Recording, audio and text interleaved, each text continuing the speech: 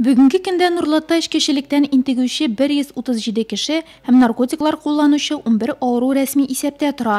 145 кеше беренче тапкыр наркотик һәм психотроп матдәләр кулланганы өчен теркәлгән. От зависимости, по большому счету, я не страдал, страдали. Бәйлелектән мин җафа шикмәдем дияргә була. Бары якыннарыма, туганнарыма гына авырга туры килде. Вакыт узган саен проблемаларым артты. Начар әйбер эшләгәнемне аңласам да, теләсәм шул ук көнне туктый алам дигән уй белән яшәдем. Ләкин ничек кенә тырышсам да барып чыкмады. Проблемы становились все крупнее. Сюжетыбыз геройлары сүзләренә караганда бу кыяның башы гына. Рәсми булмаган эшкечеләр һәм наркоманнар тагы да күбрәк. Күпләре үз проблемалары турында сөйләргә батырчылык итми.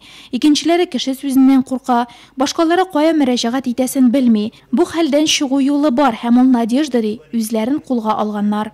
У меня были проблемы с наркотиками, алкоголем. Мин наркотикларда, исерткеч эчемлекләрдә кулландым. Дусларым аноним берләшмә барлыгы турында килеп әйтте. Мин бу сүзләргә колак салмадым. Кызык түгел кебек тоелды. Үземчә яшәвемне дәвам иттем. Нәтиҗәдә проблемаларым шул кадәр күп җыелды, башка барыр урыным калмады. Башта дәвалану учреждениесендә ятып чыктым. Аннан соң төркемгә йөри башладым. Рухи бушлыкны тутырдым. Программа мине үзенә җәлеп итә алды. Тормышым уңайыкка үзгәрде. Наркотикларсыз яшисе килә башлады. Раньше, когда не было этой группы, мы... Элек бу төркем булмаганда безгә авыру кешенең шәхесен торгызуда бик авырга туры киләдер иде. Төркем оешкач егетләр ярдәме белән эшләр бераз алга китте. Мин табиб-нарколог буларак әлеге төркем оешканга бик шат.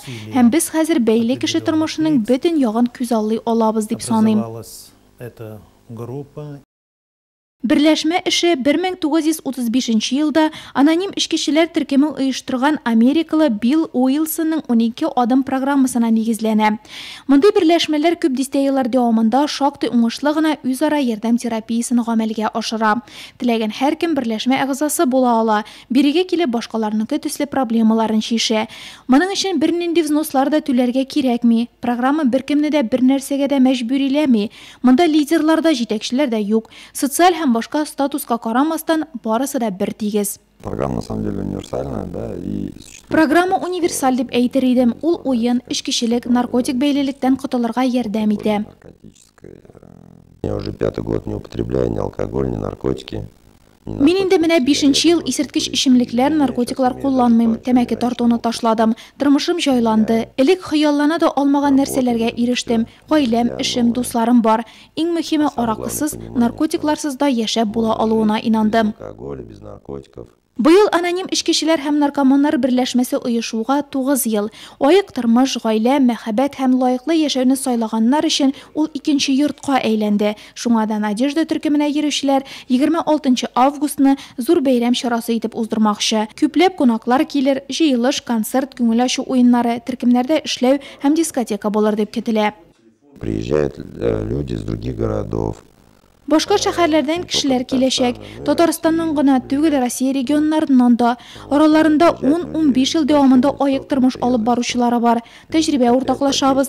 Тормышта нәрсәгә булса да ирешкәннәрен тыңлавы бик кызык. Самым важным членом нашей группы, да, это являются новички.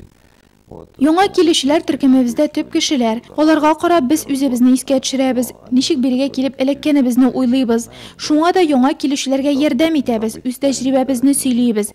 Надежда төркеме дүшәмбе, чәршәмбе, җомга көннәрендә кичке сәгать 7дә эшли.